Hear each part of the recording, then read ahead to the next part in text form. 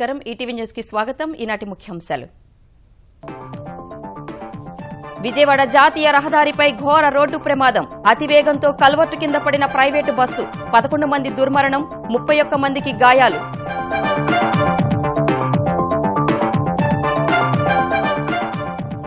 బాధితుల పరామర్శకు వచ్చి విరుచుకుపడిన జగన్ వైద్యుల వద్ద పత్రాలు లాక్కున్న విపక్ష నేత జైలుకు పంపుతానంటూ కృష్ణా కలెక్టర్ బాబుకు హెచ్చరికలు అశ్రు నయనాల మధ్య కూచిబొట్ల శ్రీనివాస్ అంత్యక్రియలు శోకతప్త హృదయాలతో తుది వీడ్కోలు పలికిన కుటుంబ సభ్యులు బంధువులు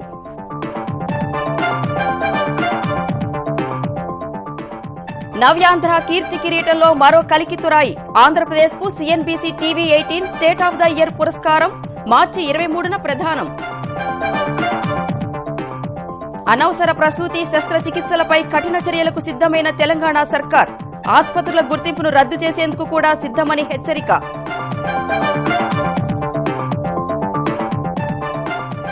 దేశ ఆర్థిక ప్రగతిపై ప్రభావం చూపని నోట్ల రద్దు నిర్ణయం మూడో త్రైమాసికంలో అంచనాలకు అనుగుణంగానే జీడీపీ 7% నమోదైనట్టు సీఎస్ఓ వెల్లడి ఉద్యోగుల సమ్మెతో దేశవ్యాప్తంగా నిలిచిన ప్రభుత్వ రంగ బ్యాంకుల కార్యకలాపాలు ఏటీఎంలలో నగదు లేక ఖాతాదారుల అవస్థలు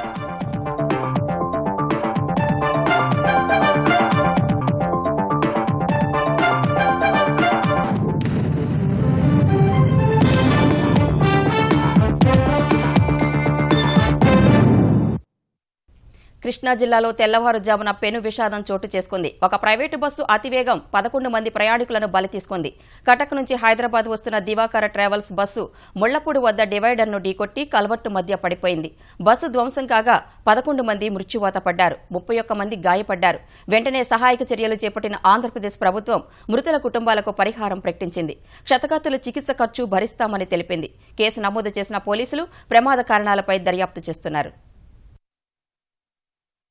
జాతీయ రహదారిపై అతివేగం 11 మంది కుటుంబాల్లో ఆరని మంటలు రగిలించింది ఈ తెల్లవారుజామున 5:30 గంటల ప్రాంతంలో కటక్ నుంచి హైదరాబాద్ వస్తున్న దివాకర్ ట్రావెల్స్ కు చెందిన AP 02 TC 7146 number Volvo bus Penuganchiprolu మండలం ముళ్లపాడు వద్ద డివైడర్ను ఢీకొని కల్వర్టుపై నుంచి కిందకు పడిపోయింది అత్యంత వేగంగా ప్రయాణిస్తూ రెప్పపాటు కాలంలో కిందకు పడిపోయిన బస్సు పూర్తిగా ధ్వంసమైంది ఆ సమయంలో ప్రయాణికులు నిద్రలో ఉండగా కొందరు అక్కడికక్కడే ప్రాణాలు కోల్పోగా మరికొందరు ఆసుపత్రిలో చికిత్స చేస్తుండగానే చనిపోయారు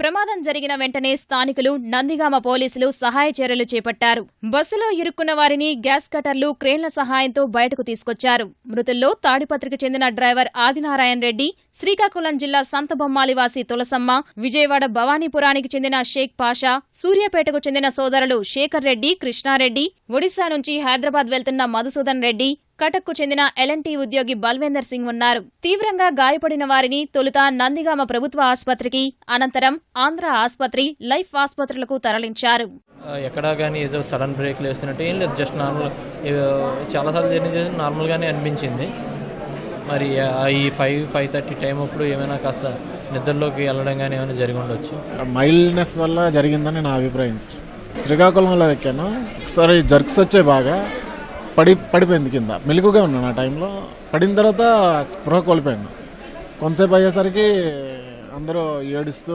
కొంతమంది హెల్ప్ చేస్తున్నారు వాలంటీర్గా ఘటనా స్థలిని సందర్శించిన ఆంధ్రప్రదేశ్ డీజీపీ రవాణా శాఖ కమిషనర్ అతివేగమే ప్రమాదానికి కారణమని అనుమానం వ్యక్తం చేశారు బేసికల్గా ఎలా ఉంటుందంటే most of the transport vehicles టైంకి చేరాలి అన్న ఉద్దేశంతో ఒక్కోసారి స్పీడ్ లిమిట్ చేస్తారు నేను ఈ మధ్యనే నేషనల్ రికార్డ్స్ చూస్తుంటే 77% యాక్సిడెంట్లు ఓన్లీ ఓవర్ స్పీడ్లోనే జరిగినాయి సో అలాంటప్పుడు ఏంటంటే ఇది ఆ 77%లో వచ్చిన కోపలోకే అని అనుకుంటున్నాం డిజైన్ అంటే నేను కూడా చాలా చెప్పగలను ఫ్రాంక్లీ స్పీకింగ్ రమ్మింగ్ స్ట్రిప్ ఉండాలి అక్కడ స్లో చేయాలి అక్కడ ఏదో ఎలర్ట్ మెకానిజం ఉండాలి అన్నీ చెప్పాలి బట్ ఏంటంటే ఇప్పుడు చాలా 100 వెహికల్స్ పోతాయి అన్నీ కాకుండా ఇదే ఎందుకు జరిగిందంటే కొంత డ్రైవర్ నిర్లక్ష్యం కానీ కొంత విసులుబాటు ఏదో ఆయన అలసిపోయి ఉండటం అలాంటివి జరిగి ఉంటుంది so we are looking to that because after all the driver is not there we cannot throw total blame on him. Thank you. ముఖ్యమంత్రి చంద్రబాబు ఆదేశాలతో విశాఖ నుంచి ఆసుపత్రులకు వెళ్లిన ఆంధ్రప్రదేశ్ వైద్యారోగ్య శాఖ మంత్రి కామినేని శ్రీనివాస్ బాధితులను పరామర్శించారు అన్ని విధాలా సాయం చేస్తామని హామీ ఇచ్చారు చాలా దురదృష్టకర సంఘటన. అందరికీ ఫ్రాక్చర్లు, ఇంజరీస్ ఉన్నాయి కానీ బట్ ఎక్కడ ప్రాణభయం ఏం లేదు వాళ్ళకి. హాస్పిటల్లో అన్ని హాస్పిటల్లోనూ పేషెంట్లందరికీ ట్రీట్మెంట్కి అయ్యే ఖర్చు ప్రభుత్వం భరిస్తుంది. ఇంకేమన్నా చేయాల్సి వస్తే తప్పకుండా చేస్తాం. ప్రమాదానికి గురైన బస్సు రెండో డ్రైవర్ను అదుపులోకి తీసుకున్న పోలీసులు అతన్ని వివిధ కోణాల్లో ప్రశ్నిస్తున్నారు. కృష్ణా జిల్లా మూలపాడు వద్ద జరిగిన బస్సు ప్రమాదంపై తీవ్ర దిగ్భ్రాంతి వ్యక్తం చేసిన ముఖ్యమంత్రి చంద్రబాబు మృతుల కుటుంబ సభ్యులకు సానుభూతి తెలిపారు. చంద్రన్న బీమా వర్తించే ఒక్కో కుటుంబానికి 5 లక్షల రూపాయల పరిహారం ప్రకటించారు. చంద్రన్న బీమా వర్తించని కుటుంబాలకు 3 లక్షల రూపాయలు, పొరుగు రాష్ట్రాల కుటుంబ సభ్యులకు 2 లక్షల చొప్పున పరిహారం ప్రకటించారు. బస్సు ప్రమాదం తర్వాత పరిస్థితిని సమీక్షించిన సీఎం క్షతగాత్రులకు అత్యుత్తమ వైద్య సేవలు అందించాలని యంత్రాంగాన్ని ఆదేశించారు.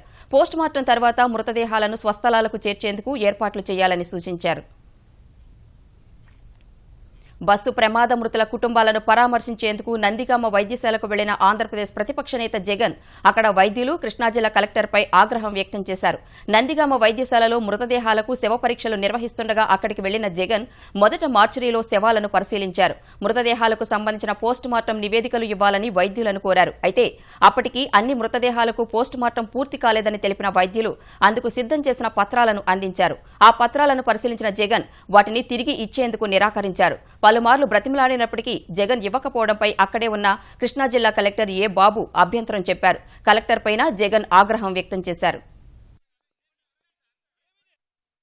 మరీ ముఖ్యంగా డ్రైవర్ తాగాడా లేదా అన్న అంశం మీద పోస్ట్ మార్టం చేశారా, డ్రైవర్ తాగాడా లేదా తాగి తోలాడా అని చెప్పి అడుగుతా ఉంటే అప్పుడు డాక్టర్ గారు చెప్తా ఉన్నారు, సార్ పోస్ట్ మార్టం చేయలేదు సార్ అని చెప్పి. నాకు ఒక కాపీ మధ్యన పెట్టుకుంటాను. ఇంకా రాయలేదు సార్ రిపోర్ట్ రాగానే ఒక్క నిమిషం రిపోర్ట్ మీకు ఇస్తాను. ఒక్క నిమిషం నాకు ఇచ్చారు నాకు ఇచ్చేదానికి ప్రతిపక్ష నాయకుడికి 3 కాపీలు నీకుంటే ఏంది చేయి ఇది రిక్విజిషన్ డాక్టర్ కాపీ ఏంది సార్, ఇది డాక్టర్ కాపీ రిక్విజిషన్ కాపీ ఏంది మాట్లాడుతాను సార్, ఇది doctor copy sir. The entire department from police to the collector stands corrupt, stands judgmental, stands We have done all the postmortem. It was not done. Postmortem was not done. Perfect గా enquiry చేయిస్తాము. బంగారంగా నిన్ను కూడా central jail తీసుకొని పోయే కార్యక్రమం కూడా చేస్తాం. గుర్తుపెట్టుకోండి. ప్రైవేట్ ఆసుపత్రుల్లో అనవసర ప్రసూతి శస్త్రచికిత్సలు నిర్వహిస్తే కఠిన చర్యలు తీసుకుంటామని తెలంగాణ వైద్య ఆరోగ్య శాఖ మంత్రి డాక్టర్ లక్ష్మారెడ్డి తెలిపారు. అవసరమైతే ఆసుపత్రులను మూసివేస్తామని మంత్రి హెచ్చరించారు. సచివాలయంలో ఏఎన్ఎంల కోసం అన్మోల్ యాప్ను ఆవిష్కరించిన ఆయన తెలంగాణ వ్యాప్తంగా ఉన్న 4,900 మంది ఏఎన్ఎంలకు ట్యాబ్లు అందజేస్తామని చెప్పారు. ప్రస్తుతం ఏఎన్ఎంలు తాము అందించే వైద్య సేవల వివరాలు రిజిస్టర్లో పొందుపరుస్తున్నారని, ఇక నుంచి ట్యాబ్లో వివరాలు పొందుపరిచి నేరుగా ఉన్నతాధికారులకు చేరవేస్తారని మంత్రి వివరించారు. ఇంటర్నెట్ సదుపాయం లేకపోయినా ఆఫ్లైన్లోనూ యాప్ పనిచేసేలా రూపొందించామని లక్ష్మారెడ్డి వెల్లడించారు. మరి కొన్ని ప్రాంతాల్లో ఈ అన్వాంటెడ్ సర్జరీస్ అయితే జరుగుతూ ఉన్నాయో, సి సెక్షన్స్ కావచ్చు, హిస్టెక్టమీలు కావచ్చు, ఇంకా కొన్ని సర్జరీలు కొన్ని ప్రాంతాల్లో అవసరం లేకున్నా చేస్తున్న సమాచారం అక్కడ ఉంది. కాబట్టి వాటి మీద కూడా పూర్తి స్థాయిలో చర్యలు చేపట్టడం జరిగింది. తర్వాత అన్ని హాస్పిటల్స్ కు ఇన్స్ట్రక్షన్ కూడా ఇవ్వడం జరిగింది. ఖచ్చితంగా ఎవ్రీ మంత్ హాస్పిటల్లో జరిగే సర్జరీస్ ను మాకు రిపోర్ట్ చేయాలనేది, డెలివరీస్ ఇంప్రూవ్మెంట్ తో పాటు మరి అన్వాంటెడ్ సర్జరీస్ కూడా తగ్గించే దిశగా ప్రభుత్వ పరంగా అన్ని చర్యలు చేపట్టడం జరిగింది. గ్రేటర్ హైదరాబాద్ పరిధిలో మార్చి నెలాఖరుకు వీలైనన్ని ఎక్కువ 2 పడక గదుల ఇళ్ల నిర్మాణాలను ప్రారంభించాలని తెలంగాణ పురపాలక శాఖ మంత్రి కేటీఆర్ అధికారులను ఆదేశించారు. జీహెచ్ఎంసీ పరిధిలో ఇళ్ల నిర్మాణంపై ప్రభుత్వ ప్రధాన కార్యదర్శి ఎస్పీ సింగ్ ఇతర అధికారులతో సమీక్షించిన ఆయన 2 పడక గదుల ఇళ్ల నిర్మాణానికి అవసరమైన ల్యాండ్ బ్యాంక్ ఏర్పాటుపై చర్చించారు. హైదరాబాద్లో భూమి కొరత ఉన్నందున కేంద్ర రాష్ట్ర ప్రభుత్వ సంస్థల వద్ద ఉన్న భూమిని ఇళ్ల నిర్మాణానికి కేటాయించే విధంగా చూడాలని ప్రభుత్వ ప్రధాన కార్యదర్శిని కోరారు. వివిధ శాఖల వద్ద నిరుపయోగంగా ఉన్న భూములను ఇళ్ల నిర్మాణానికి కోరాలని, ఆ భూములిచ్చేందుకు అవసరమైన అనుమతుల కోసం స్వయంగా మంత్రులను కలిసి విజ్ఞప్తి చేస్తానని కేటీఆర్ చెప్పారు. సికింద్రాబాద్, నాంపల్లి ప్రాంతంలో ఉన్న రైల్వే భూములను ఇళ్ల నిర్మాణానికి ఇవ్వాలని కేంద్ర రైల్వే మంత్రిని కోరుతామని చెప్పారు. వివిధ రంగాలలో సాధించిన విజయాలను పరిగణలోకి తీసుకుని ప్రభుత్వాలకు, సంస్థలకు, వ్యక్తులకు సిఎన్బిసి టీవీ 18 సంస్థ ఇచ్చే state of the year పురస్కారానికి Andhra Pradesh ఎంపికైంది. Banking, పారిశ్రామిక రంగాలకు చెందిన జాతీయ స్థాయి ప్రముఖులతో కూడిన జ్యూరీ ఈ పురస్కారానికి ఏపీని ఎంపిక చేసింది. పురస్కారాల జ్యూరీలో HDFC CMD Aditya Puri, state bank of India CMD Arundhati Bhattacharya, KKR సంస్థ సీఈఓ సంజయ్ నాయర్, ప్రసిద్ధ కార్పొరేట్ న్యాయవాది సైరిల్ ష్రాఫ్, ఈఎండ్వై సంస్థ చైర్మన్ రాజీవ్ మెమని తదితరులు ఉన్నారు. మార్చి 23న జరిగే అవార్డుల ప్రధానోత్సవంలో పాల్గొని పురస్కారం స్వీకరించాలని ముఖ్యమంత్రి చంద్రబాబును ఆహ్వానించారు. 2500 కిలోమీటర్ల తూర్పు తీర ఆర్థిక ప్రాంతంలో తొలి దశ అయిన 800 కిలోమీటర్ల విశాఖ చెన్నై పారిశ్రామిక కారిడార్ అభివృద్ధికి కీలక ముందడుగు పడింది. పారిశ్రామిక కారిడార్ అభివృద్ధికి $375 మిలియన్ రుణాలు, గ్రాంట్లు ఇచ్చేందుకు కేంద్ర ప్రభుత్వం, ఆసియా అభివృద్ధి బ్యాంక్ ఏడీబీ సంతకాలు చేశాయి. గతేడాది సెప్టెంబర్లో పారిశ్రామిక కారిడార్ అభివృద్ధికి $631 మిలియన్ సమకూర్చుకునేందుకు ఆమోదం తెలిపిన ఏడీబీ అందులో భాగంగా ఈ ఒప్పందం చేసుకుంది. విశాఖపట్నం, కాకినాడ, అమరావతి, ఏర్పేడు, శ్రీకాళహస్తి ప్రాంతాల్లో కీలక మౌలిక వసతుల అభివృద్ధికి $500 మిలియన్ రుణాలు ఇచ్చేందుకు ఆమోదం తెలిపినట్లు ఏడీబీ ప్రకటించింది. విశాఖ, ఏర్పేడు, శ్రీకాళహస్తి మధ్య 4 నోడ్లకు గాను రెండింటి అభివృద్ధికి $245 మిలియన్ రుణం మొదటి విడతగా ఇచ్చేందుకు తొలి సంతకం చేసింది. ఈ ఒప్పందంలో భాగంగా కాకినాడ పోర్టు నుంచి జాతీయ రహదారి 16 వరకు 29.6 కిలోమీటర్ల రాష్ట్ర రహదారిని 4 వరుసలుగా విస్తరించనున్నారు. విశాఖలో నిరంతరం నీటి సరఫరా చేసే స్మార్ట్ వాటర్ మేనేజ్మెంట్ కు నిధులు అందించనున్నారు. అలాగే పారిశ్రామిక కారిడార్ నిర్వహణ, సులభతర వ్యాపార నిర్వహణకు మద్దతు వంటి వాటికి $125 మిలియన్ రుణానికి సంబంధించి కేంద్రం, ఏడీబీ రెండో ఒప్పందంపై సంతకాలు చేశాయి. తెలుగు రాష్ట్రాల గవర్నర్ నరసింహన్ ప్రధాని నరేంద్ర మోదీని కలిశారు. 2 రోజుల పర్యటన కోసం ఢిల్లీ వెళ్లిన గవర్నర్ ఈ భేటీలో ఉభయ రాష్ట్రాల మధ్య విభజన సమస్యలు, మంత్రుల కమిటీలతో జరిగిన చర్చల వివరాలను ప్రధానికి వివరించినట్లు తెలుస్తోంది. సుప్రీంకోర్టు ప్రధాన న్యాయమూర్తి జస్టిస్ జేఎస్ కెహర్తో నిన్న సమావేశమైన హైకోర్టు విభజన అంశంపై చర్చించిన గవర్నర్ ఇవాళ ప్రధానిని కలిసి పెండింగ్ అంశాలపై చర్చించారు. తెలుగు రాష్ట్రాల్లో పరిస్థితులపై కూడా గవర్నర్ ప్రధానికి వివరించినట్లు తెలుస్తోంది. జాత్యహంకార దాడిలో ప్రాణాలు కోల్పోయిన కూచిభొట్ల శ్రీనివాస్ కు కుటుంబ సభ్యులు, సన్నిహితులు, నాయకులు అంతిమ వీడ్కోలు పలికారు. అమెరికా నుంచి రాత్రి హైదరాబాద్ చేరుకున్న శ్రీనివాస్ మృతదేహానికి జూబ్లీహిల్స్ మహాప్రస్థానంలో సంప్రదాయబద్దంగా దహన సంస్కారాలు నిర్వహించారు. జీవితంలో మరిన్ని ఉన్నత శిఖరాలు అధిరోహిస్తాడని భావించిన శ్రీను చిన్న వయసులోనే తిరిగిరాని లోకాలకు వెళ్లిపోవడంతో కుటుంబ సభ్యుల్లో దుఃఖం కట్టలు తెంచుకుంది. అమెరికాలోని కన్సాస్లో ఈ నెల 23న శ్వేతజాతీయుడి జాత్యహంకార దాడిలో ప్రాణాలు కోల్పోయిన కూచిభొట్ల శ్రీనివాస్ మృతదేహానికి కుటుంబ సభ్యులు శాస్త్రోక్తంగా అంతిమ సంస్కారాలు పూర్తి చేశారు. గత రాత్రి 11:30 గంటలకు ఇంటికి చేరుకున్న మృతదేహాన్ని చూసి తల్లిదండ్రులు కన్నీరు మున్నీరయ్యారు. ఉదయం శ్రీనివాస్ మృతదేహానికి సంప్రదాయబద్దంగా కార్యక్రమాలు నిర్వహించారు. కుటుంబ సభ్యులు, సన్నిహితుల రోదనలతో ఆయన ఇంటి వద్ద విషాద ఛాయలు నెలకొంది. శ్రీనివాస్ భార్య సునైనను ఓదార్చడం ఎవరితరం కాలేదు.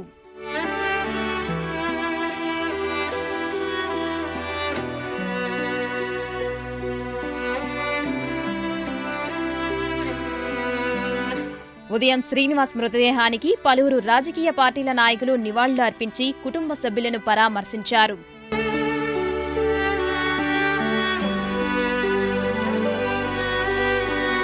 అమెరికాలో ఘటనలు ఏవైతే జరుగుతున్నాయో భయభ్రాంతులకు భారతీయులందరూ కూడా లోనవుతున్నారు. మోదీ గారి ప్రభుత్వం భారతీయులు ఎక్కడ ఉన్నప్పటికీ కూడా పూర్తి రక్షణ ఇవ్వాలి అని, పూర్తి భద్రత కలిగించడం కోసం అన్ని చర్యలు తీసుకోవడానికి సిద్ధంగా ఉంది. మోదీ గారు స్వయంగా దీని విషయంలో పర్యవేక్షిస్తున్నారు, చొరవ తీసుకుంటున్నారు. మధ్యాహ్నం దుండిగల్ శివార్లోని ఇంటి నుంచి గచ్చిబౌలి మీదుగా జూబ్లీహిల్స్ మహాప్రస్థానం వరకు అంతిమయాత్ర నిర్వహించారు. అక్కడకు వచ్చిన కేంద్ర మంత్రి దత్తాత్రేయ, ఎమ్మెల్యే చింతల, చుక్కా రామయ్య, ఇతర ప్రముఖులు శ్రీనివాస్ మృతదేహానికి నివాళులర్పించారు. శ్రీనివాస్ తండ్రి మధుసూదన్ శర్మ చితికి నిప్పంటించారు. ఆ సమయంలో అంత్యక్రియలకు హాజరైన కొందరు అమెరికా అధ్యక్షుడు ట్రంప్ కు వ్యతిరేకంగా నినాదాలు చేశారు.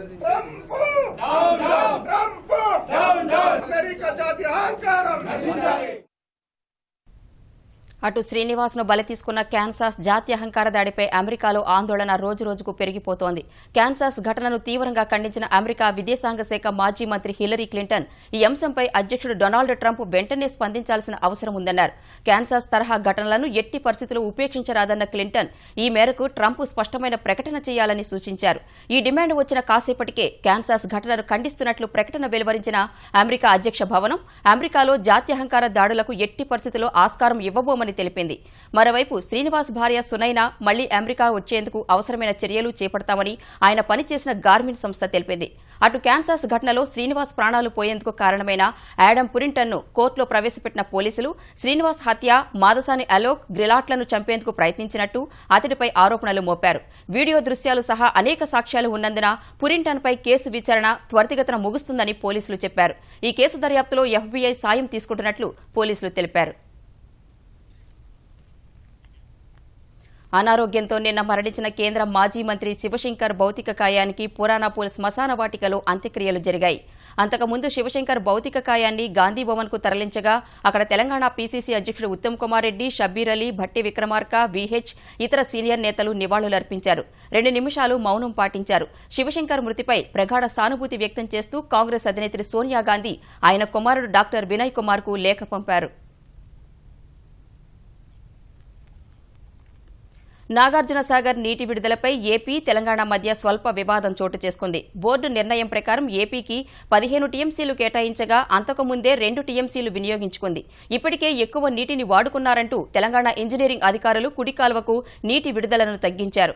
ఇందుకు ఆంధ్రప్రదేశ్ అధికారులు అభ్యంతరం తెలిపారు. ఈ అంశంపై ఇరువురు అధికారుల మధ్య కొద్దిసేపు వాగ్వాదం చోటు చేసుకుంది. డ్యాం వద్ద పరిస్థితిని కృష్ణా బోర్డుకు తీసుకువెళ్లగా ఇప్పటి వరకు ఆంధ్రప్రదేశ్ 13.2 టీఎంసీల నీటిని మాత్రమే ఉపయోగించుకుందని, మరో టీఎంసీ నీటిని విడుదల చేయాలని తెలంగాణ బోర్డుకు స్పష్టం చేసింది. తెలంగాణ అధికారులు అంగీకరించడంతో వివాదం సద్దుమణిగింది.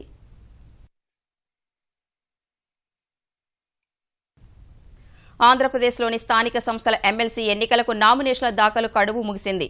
9 స్థానాలకు గాను అధికార తెలుగుదేశం అన్ని చోట్ల అభ్యర్థులను బరిలో దింపగా ప్రతిపక్ష వైకాపా 3 స్థానాల్లో పోటీకే పరిమితమైంది. కడప, కర్నూలు, నెల్లూరు జిల్లాలో మాత్రమే వైకాపా నామినేషన్లు వేయించింది. శ్రీకాకుళం, ఉభయ గోదావరి, చిత్తూరు, అనంతపురం జిల్లాల్లో వైకాపా అభ్యర్థులు పోటీకి దూరంగా ఉన్నారు. 9 స్థానాలకు గాను 5 స్థానాలను అధికార పార్టీ ఏకగ్రీవంగా గెలుచుకునే అవకాశం ఉంది. పశ్చిమ గోదావరి జిల్లాతో పాటు మరో 2 చోట్ల స్వతంత్ర అభ్యర్థులు నామినేషన్లు వేశారు. రేపు నామినేషన్ల పరిశీలన జరగనుంది. ఆ తర్వాతే ఏకగ్రీవ స్థానాలపై స్పష్టత రానుంది. మార్చి 3 వరకు నామినేషన్ల ఉపసంహరణకు గడువు ఉంది. ఆ తర్వాత ఏకగ్రీవ స్థానాలు ఖరారు కానున్నాయి. అణగారిన వర్గాలను ఆదుకునే విధంగా తెలంగాణ బడ్జెట్ ఉంటుందని తెలంగాణ ఆర్థిక శాఖ మంత్రి ఈటెల రాజేందర్ తెలిపారు. సచివాలయంలో ఖజానా ఉద్యోగుల సంఘం డైరీని ఆవిష్కరించిన ఆయన రానున్న బడ్జెట్లో సంక్షేమ రంగానికి అధిక ప్రాధాన్యం ఉంటుందని చెప్పారు. రాష్ట్ర ఆర్థిక వృద్ధి 19% పైగా ఉన్నందున ఆ మేరకు బడ్జెట్ కూడా పెరుగుతుందన్న మంత్రి జీఎస్టీ ప్రభావం ఉన్నప్పటికీ గత బడ్జెట్ కంటే ఈసారి పద్దు అధికంగానే ఉంటుందని వెల్లడించారు.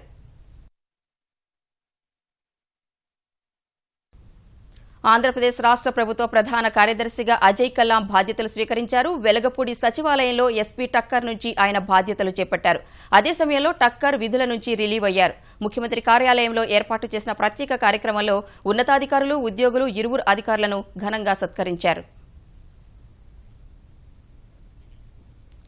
ఈ ఏడాది నుంచి హైదరాబాద్లో తమ విశ్వవిద్యాలయం కార్యకలాపాలు ప్రారంభమవుతాయని కోనేరు లక్ష్మయ్య కేఎల్ విశ్వవిద్యాలయం ఉపాధ్యక్షుడు కోనేరు హవిష్ తెలిపారు. బాచుపల్లిలో 90 ఎకరాల్లో సుమారు 1500 కోట్లతో ప్రాంగణాన్ని ఏర్పాటు చేస్తున్నామని ఆయన చెప్పారు.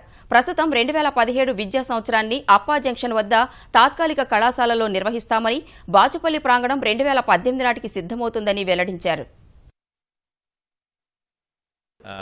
మీకు ఆ క్యాంపస్లో ఎంటర్ అయిన కాడి నుంచి మీరు ఒక డిఫరెంట్ కంట్రీలో ఉంటారు అనే ఆ కైండ్ ఆఫ్ విజన్తో వెళ్తున్నాం ముందుకి. ఇంటర్నేషనల్గా ఒక 60 యూనివర్సిటీస్ తయారు చేసిన వుడ్స్ బ్యాకెట్ అనే ఆర్కిటెక్ట్ ఇది డిజైన్ చేస్తున్నారు. సో ఈ యూనివర్సిటీ విజన్ కానీ ఇదంతా కానీ కూడా ఒక international 25 people board from different universities కలిసి మనకి దీనికి విజన్ తయారు చేయడం జరుగుతుంది. సో వీళ్ళందరూ కూడా పార్ట్ ఆఫ్ ద బోర్డు ఉంటారు. పెద్ద నోట్ల రద్దు నిర్ణయం ప్రభావం దేశాభివృద్ధిపై తాత్కాలికంగా ఉంటుందని IMF, రిజర్వ్ బ్యాంకు సహా అంతర్జాతీయ రేటింగ్ సంస్థలు వేసిన అంచనాలు లెక్కతప్పాయి. పెద్ద నోట్ల రద్దు నిర్ణయం వెలువడిన 3వ త్రైమాసికంలో దేశ స్థూల జాతీయోత్పత్తి జీడీపీ అంచనాలకు అనుగుణంగానే నమోదైంది. 2016-17 ఆర్థిక సంవత్సరం 3వ త్రైమాసికంలో జీడీపీ 7% నమోదైనట్లు కేంద్ర గణాంక సంస్థ CSO వెల్లడించింది. ఇదే సమయంలో మొదటి త్రైమాసికంలో వృద్ధి రేటును 7.2%, రెండో త్రైమాసికంలో 7.4%కి సవరించిన CSO ప్రస్తుత ఆర్థిక సంవత్సరం జీడీపీ 7.1% ఉంటుందని అంచనా వేసింది. 2016-17 ఆర్థిక సంవత్సరం జీడీపీ 121.65 లక్షల కోట్ల స్థాయికి చేరుతుంది పెరుగుతుందని తెలిపిన సీఎస్ఓ వ్యవసాయం అనుబంధ రంగాల్లో వృద్ధి 4.4% నమోదవుతుందని అంచనా వేసింది.